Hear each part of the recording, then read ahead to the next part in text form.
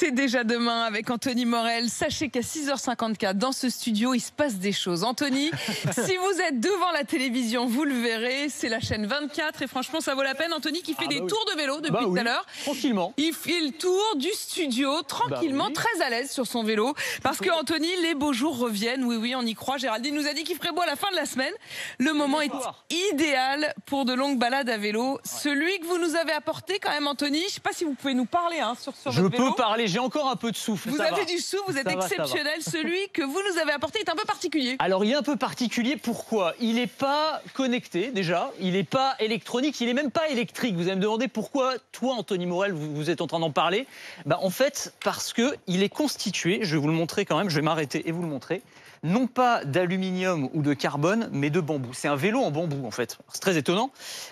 Pourquoi un vélo en bambou? Déjà parce que d'un point de vue esthétique, il est plutôt joli. Je ne sais pas ce que vous en pensez. Oui, moi, je trouve très beau. Une chaleur, on va dire, à cet objet qui est absolument incroyable. Et surtout, on découvre que le bambou a des propriétés absolument incroyables de légèreté, de résistance. Tiens, prends-le à la main, Charles. Juste soulève-le. Voilà. Très léger. Il pèse 7 kilos. Donc en gros, c'est l'équivalent de vélos de compétition. Alors peut-être pas de ceux du Tour de France, mais de compétition en tout cas.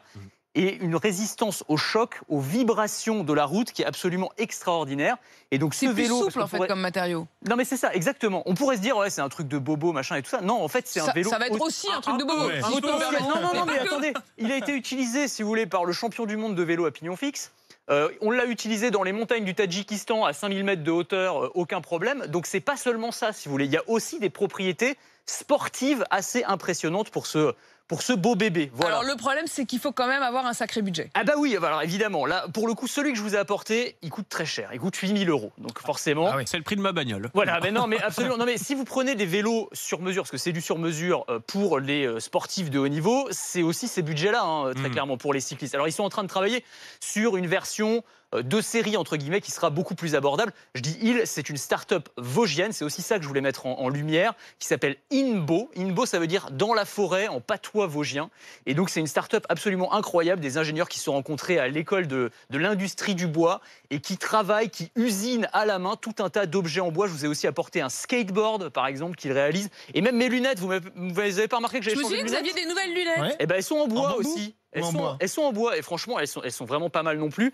Donc voilà, tout ça est usiné à la main et donc voilà une jolie start-up. Tout ça est made in France et c'était bien. Et d'ailleurs le bois est globalement le nouveau chouchou des ingénieurs. Alors c'est ça qui est aussi intéressant, c'est qu'on est en train de redécouvrir ce matériau qu'on avait un petit peu délaissé et aujourd'hui on construit plein de choses en bois. On construit des immeubles de plus en plus, des ponts, des stades de foot, des pièces de précision pour les voitures. Et là, en fait, la France a aussi une carte à jouer incroyable parce qu'un tiers de la superficie de la France, ce sont des forêts. Elles sont encore sous-exploitées aujourd'hui. Donc on a une énorme carte à jouer et on est en train de redécouvrir que le bois a des propriétés de résistance, de légèreté, de biodégradabilité, le fait qu'on puisse le produire localement et de manière beaucoup moins polluante que les matériaux artificiels type le béton pour la construction. Donc voilà, vive le bois et la filière bois, voilà, dans les années qui viennent.